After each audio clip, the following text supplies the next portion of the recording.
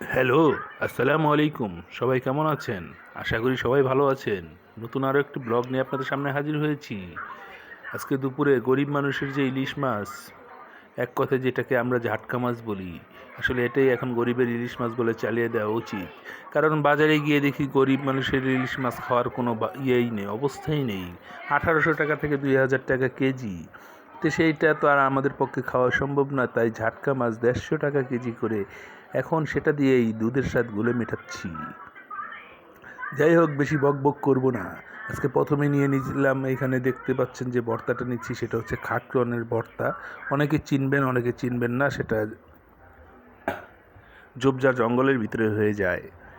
তারপরে এখানে আমি আবার নিয়ে নেব পুঁইশাক, তারপরে নেব সেই গরিবের ইলিশ, আস্ত ইলিশ ভাজা।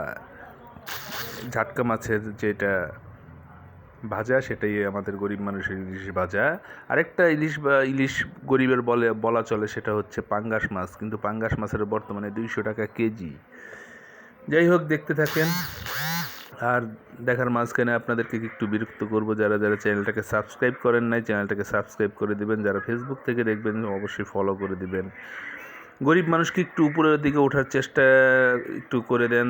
অবশ্যই আপনাদের কাছে আল্লাহর দরবারে লাখ লাখ শুকরিয়া আদায় করব, আপনাদের জন্য দোয়া করব।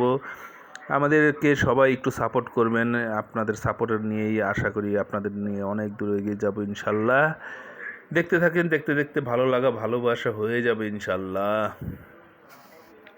যাই হোক, আরও একটু ভাত নিয়ে নিলাম, দেখতেই পাচ্ছেন। সেই ভাতের ভিতরে আমি ইলিশ মাছ কামড় দিয়ে কেমনে খাচ্ছি সেটাও দেখতে পাচ্ছেন। আসলে অনেক স্বাদ, অনেক স্বাদ। গরিবের মুখে আল্লাহ অনেক স্বাদ দিয়ে দিয়েছে। যাই ওই খাই সেটাই ভালো লাগে।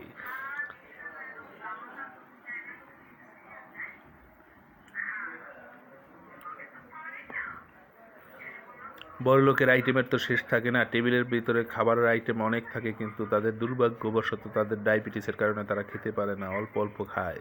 কিন্তু আল্লাহর রহমতে গরিব মানুষের ডায়াবেটিস খুব কম থাকে, যার ফলে তারা সবই খেতে পারে। এবং তাদের মুখের যে রুচি আল্লাহ দিয়ে দিয়েছে, এতই রুচি দিচ্ছে যা বলার বাহিরে। যাই হোক, সবাই ভালো থাকবেন, দোয়া করবেন আমাদের জন্য, আমরাও দোয়া করি আপনাদের জন্য। এবং আপনাদের ভালোবাসা একটু রেখে যাবেন, চ্যানেলটাকে সাবস্ক্রাইব করে দিবেন, সেই আশা ব্যক্ত রেখে আজকের মতো এখানেই বিদায় নিচ্ছি। আজকে চলে যাচ্ছি, কিন্তু আবার দেখা হবে ইনশাল্লাহ পরবর্তী কোনো ভিডিও নিয়ে। সেই পর্যন্ত ভালো থাকবেন, সুস্থ থাকবেন। আল্লাহ হাফেজ।